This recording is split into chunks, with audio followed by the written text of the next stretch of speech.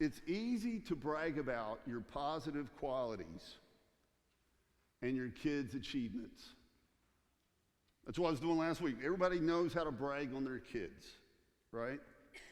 What's difficult in life is sharing and being open with other people about our own personal character flaws. And you don't just do that with everybody, but you do need that inner circle where you can do that, and there's reasons for that. Listen, connect groups are where you admit to each other your personal sin, your struggles. We all relate with each other's struggles more than their successes. And we ask for accountability. And we ask for help from the Lord. And this is an uncomfortable growth for us. Most of us aren't open in that way. Women are more open, but they're not necessarily great in that way. Opening up and showing, here's where I need to grow. But this is how we get spiritually stronger.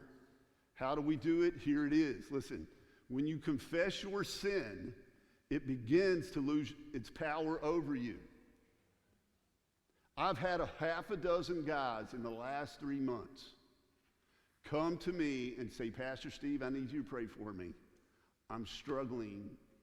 I don't know if it's an addiction, but I'm definitely struggling with looking at pornography. And I always tell them this line.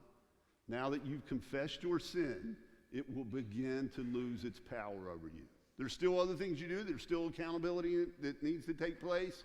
But just that initial confessing that sin, exposing it to the light is what runs the vampires away.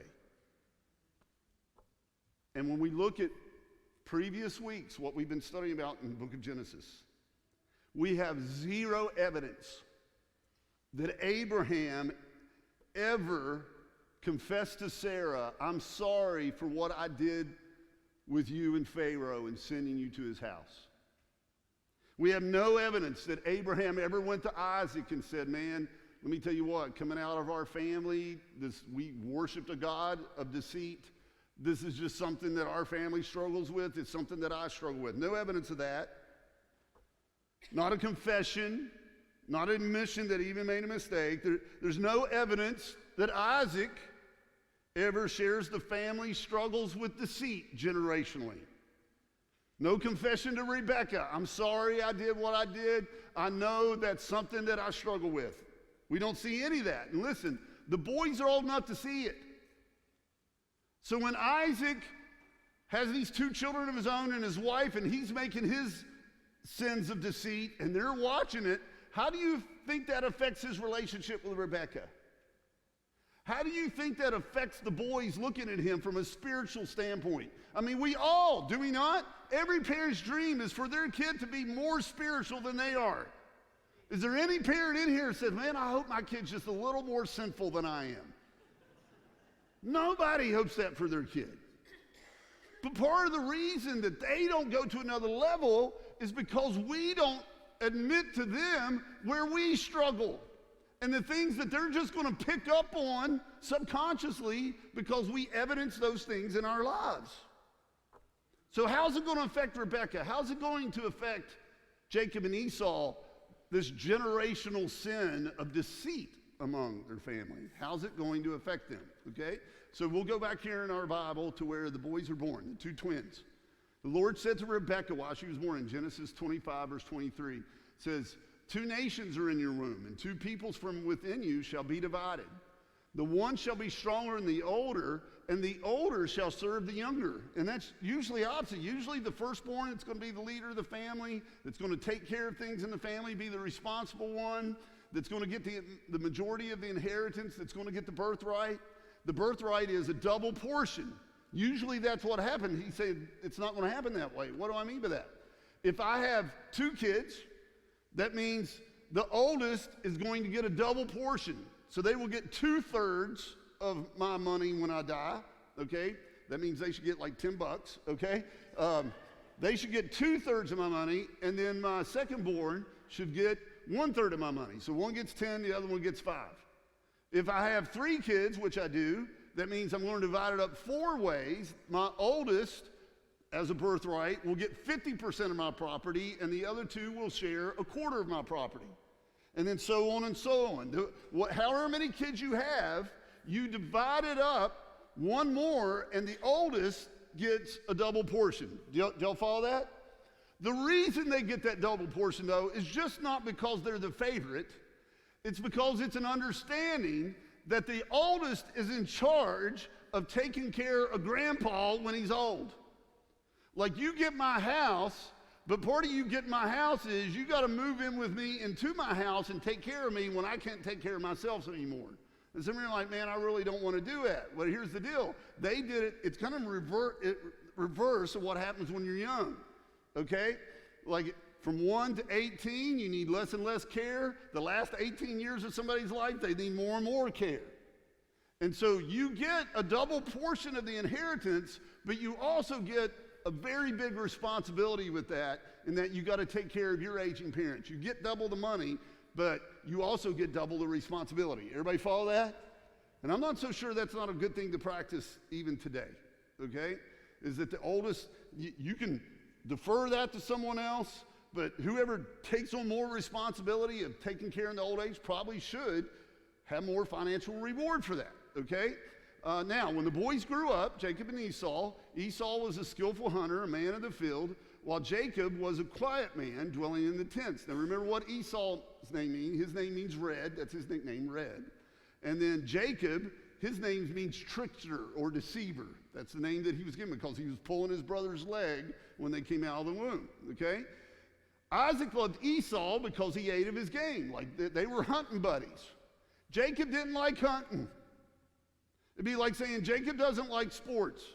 Jacob's a mama's boy. Rebecca loves him. Jacob loves to cook and does girly things. I know you can't say that today, but I'm saying in biblical times, he likes hanging out in the tents with his mom. He's a homeboy.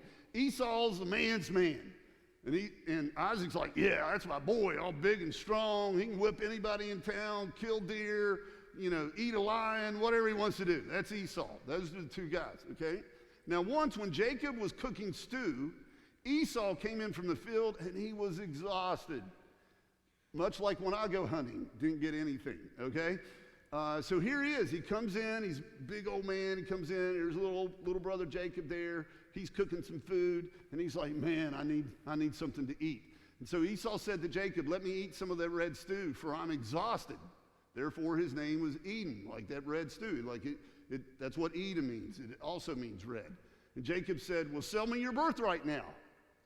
In other words, instead of you getting $10,000 and me getting $5,000, let me take care of mom and dad in their old age. You take the $5,000 and I'll get the $10,000. Everybody follow that? So Esau said, I'm about to die. What use is the birthright to me? Look at the impetuous manner of Esau here. Driven by the desires of his flesh. And it was a whole lot more. It'd probably be more like $100,000 versus $50,000 in their day. Okay? And Jacob said, swear to me now. Like, it's not just his word. Like, tell me now. Swear to me that you'll let me take care of mom and dad in old age, and I'm going to get a double share of the inheritance. So he swore to him and sold his birthright to Jacob. Then Jacob gave Esau bread and lentil stew, and he ate and drank and rose his way. Thus Esau despised his birthright. It's not just that he was stupid and driven by the desires of his flesh. Ultimately, what did Esau not want to do? He didn't want the responsibility of the birthright.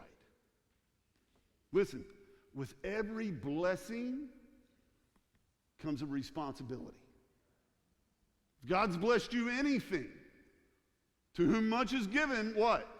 Much is required. And this is why the Bible tells us later, book of Hebrews, chapter 12, verse 16. He writes, see that no one is sexually immoral or unholy like Esau, who sold his birthright for a single meal. Like he just desired the things of the flesh. He abdicated his responsibility toward his parents for that single moment, for a moment of fleshly pleasure. And you're like, well, wait a minute, I see that, but where's this sexual immorality comes from? Well, it comes here.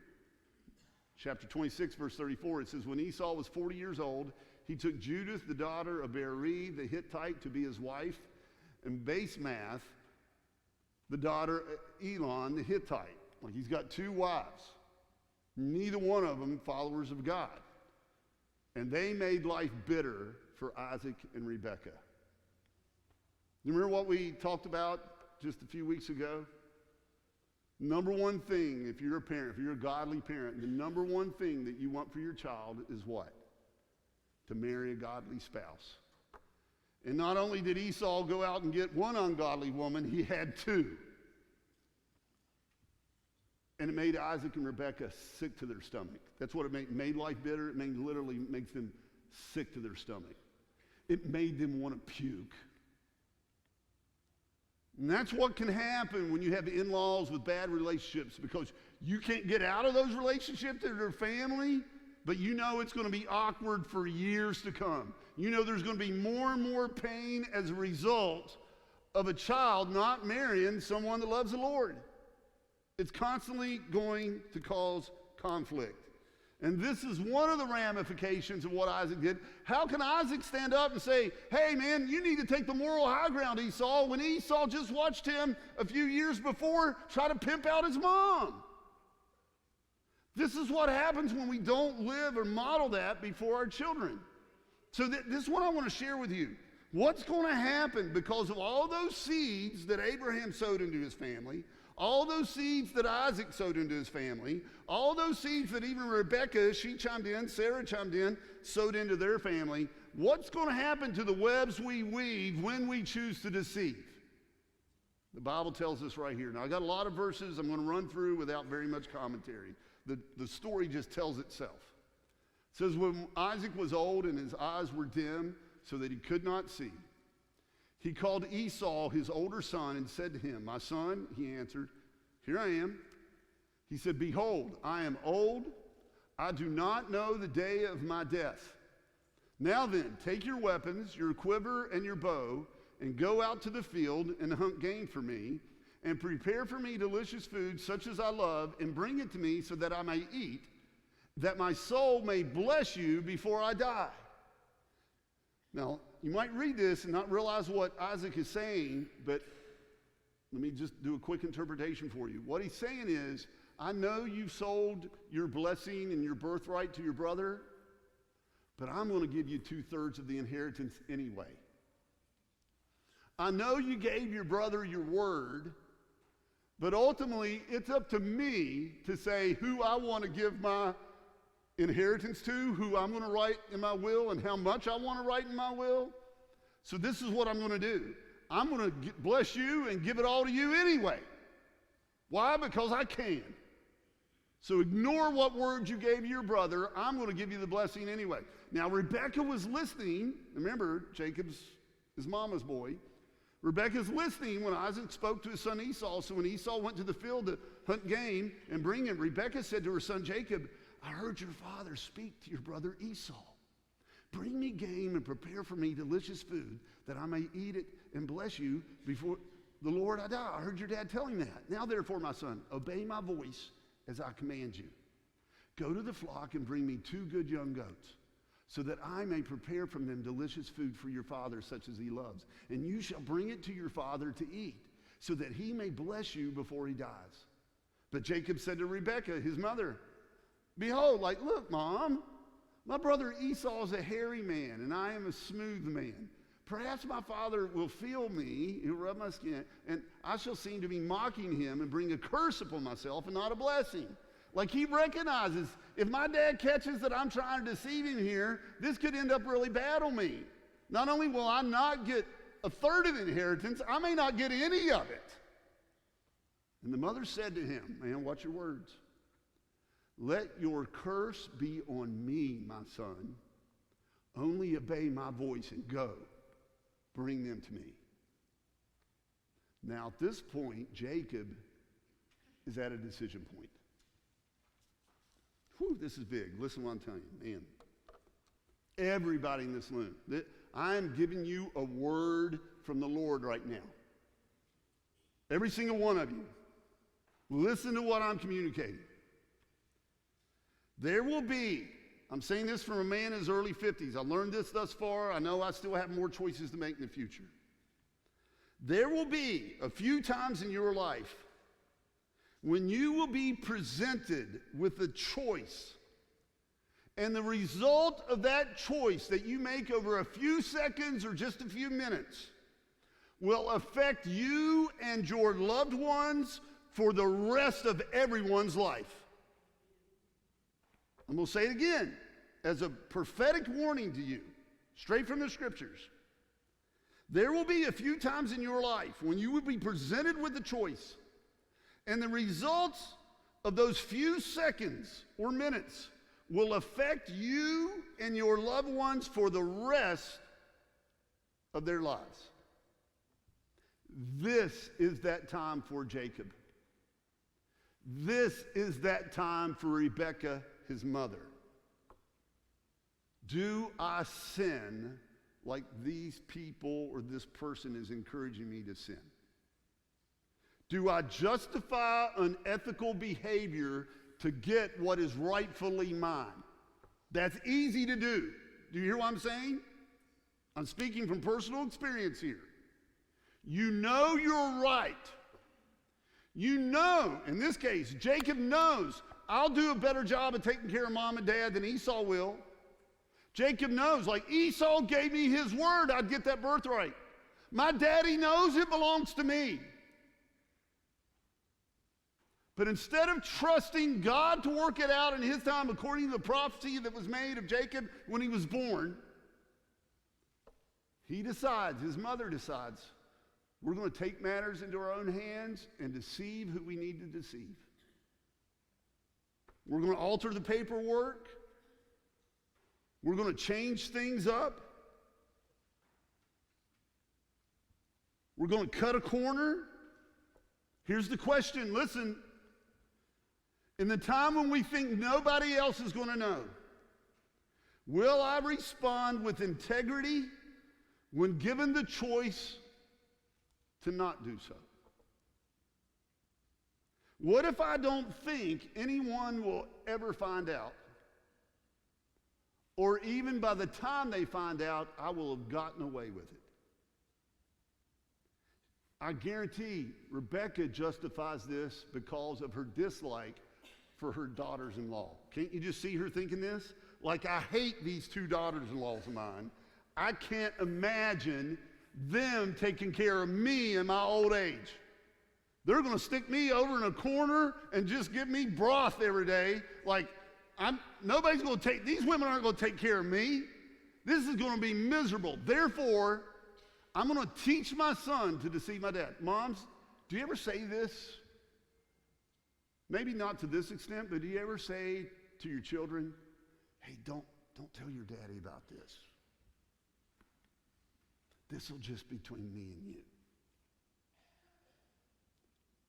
Some moms do that. More dads say to their kids, hey, son, whatever you do, don't let your mother know this happened. And if I had men stand up and confess right now, you'd all be guilty. You've all done it. There you go. Thank you. He's confessing his sin. It's uncomfortable for him. Now his wife's going to ask, so when did you do this? She probably doesn't need to because moms always find out. Just so you know, younger dads, your kids always rat you out when you say that. Sooner or later, they're going to tell mom. You might think it's long and forgotten. They're 26 years old. Mom, guess what dad did when I was 14? Whoo! And then you got 10 years of wrath stored up. You don't want to pay that price.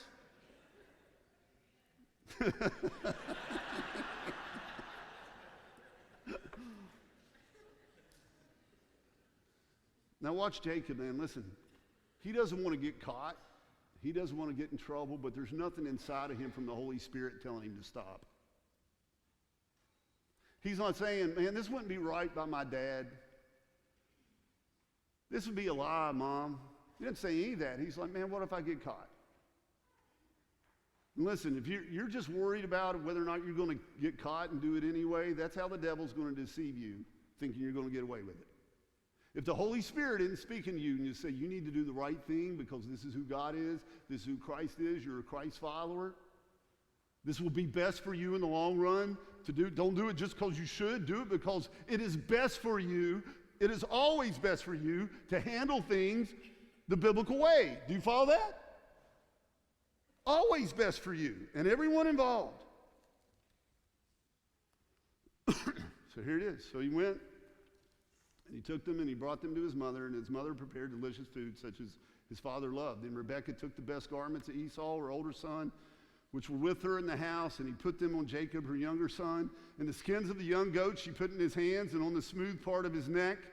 And she put the delicious food and the bread, which she had prepared, into the hand of her son Jacob. A whole lot of thought going on to this big deception. So he went into his father and said, "My father." And he said, "Here I am. Who are you, my son?" And Jacob said to his father, "I am Esau, your firstborn. I have done as you told me. Now sit up and eat of my game, that your soul may bless me."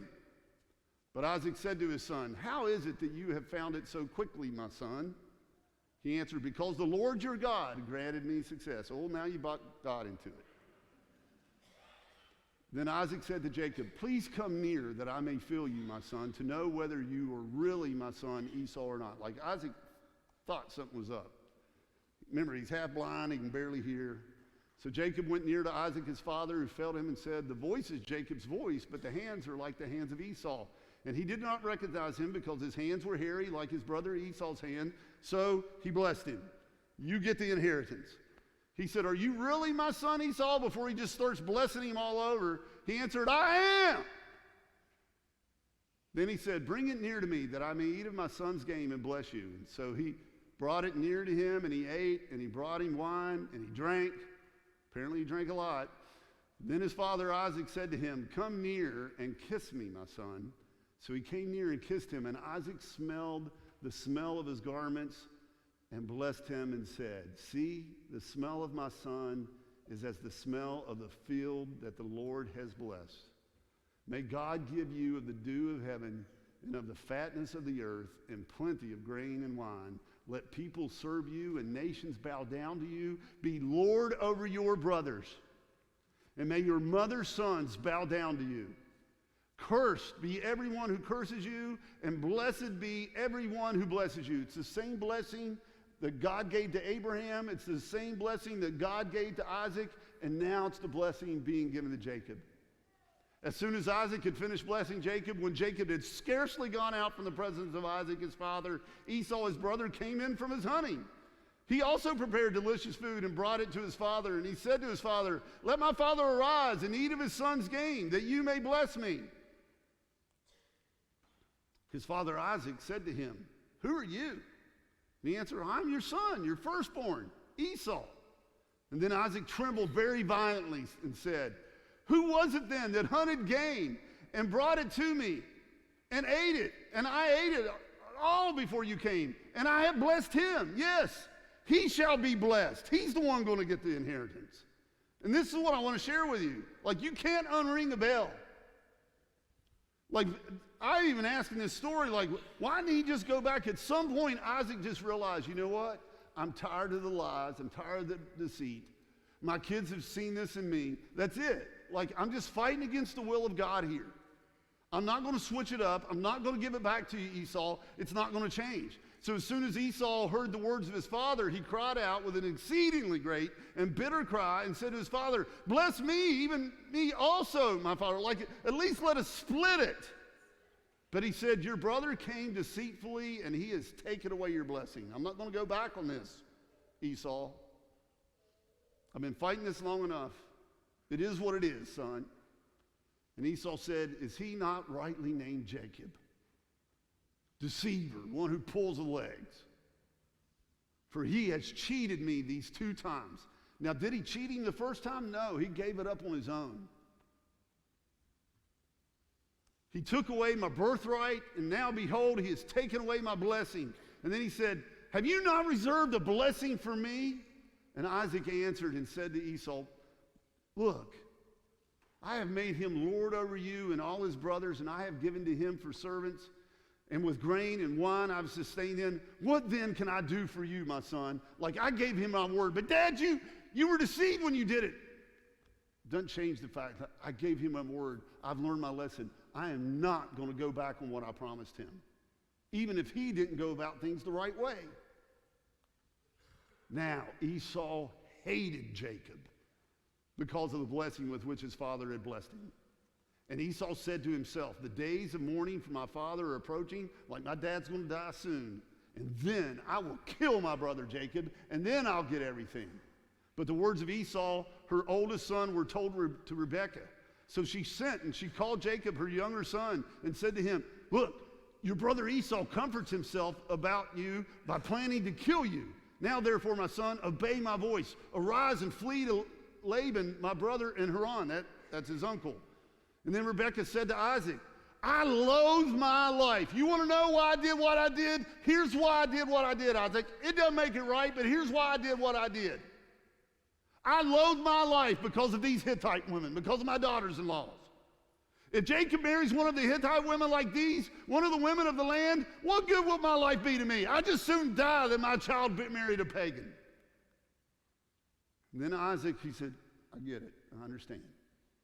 He calls Jacob in, and he blesses him, he directs him. He says, you must not take a wife from the Canaanite women. There's two things that got him here. Two things that led to this. One was generational deceit, and two, that deceit led to the son going out and marrying someone outside the faith. It's caused a lot of family conflict. Listen, I want to say it again. This is the wish of every godly parent. If you're in here and you're not married yet, better to be single. Sometimes God calls you to that. But no matter what, don't compromise on this. You got to marry someone who loves the Lord and is willing to work hard, like we talked about last week. Don't drop those standards, whatever you do.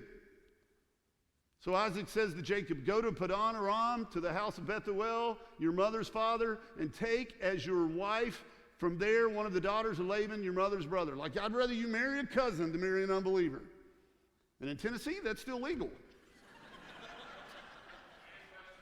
And in West Virginia, too. Just simply, he's one of those people that'll pinch my finger. You know what I'm talking about? And he says, God Almighty bless you and make you fruitful and multiply you, that you may become a company of peoples.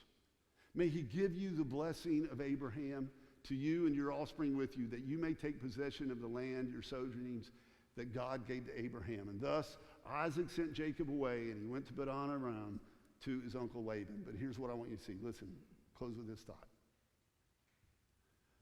Rebekah never saw her son again. Guess who was taking care of her when she died? Those nasty old Hittite women. She thought she was doing herself a favor when she took the shortcut. She cursed herself. She never got to see her son again. Her older son hated her for the rest of his life. We don't even get to see the story in Scripture about the boys coming back to bury their mother. They don't. There's so much animosity there, they can't even come back together. So I want to close with just this thought. Confess and bless. There's 2 lessons from this. Whatever you struggle with, confess it to your kids. But also I want you to see here, moms and dads, the power of putting your hands on your child and blessing them.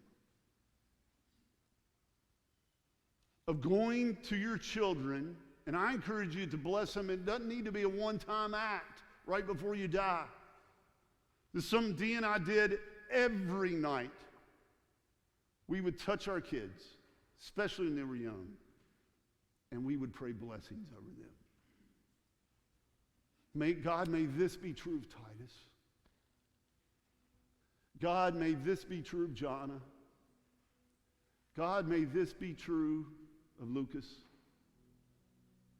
And then as they marry godly spouses every night, even though we're not with them anymore, we're still praying blessings. God, may you bring prosperity to my daughter-in-law, Taylor. Father, as Blake is finishing his MBA, may he learn what he needs to learn so he can be successful in life. that we're constantly, whether the children want to receive the blessing or not, just say, hey, before you go, this is one of my favorite things when the kids come in. Can I still put my hands on you? Can we still gather together all as a family and let me bless you? Let me touch you, son. Come here, little girl. Let me give you a blessing. So for some of you this morning, I want you to start a new family habit. And this might feel uncomfortable for some of you, but that's how you grow. No matter what struggles you've gone through, I'm going to give you an opportunity this morning. If you're here with your children, it might even be an adult child. It doesn't have to be little ones. In fact, we got little ones in the back. Doug, will you tell them to come in? Will you tell little kids, just come on in? We're bringing your kids in. It's going to turn into chaos. I just know. Okay? Like, bring the kids in. They're going to come up here on the stage. We're doing a baptism at the end of the service. But I want you to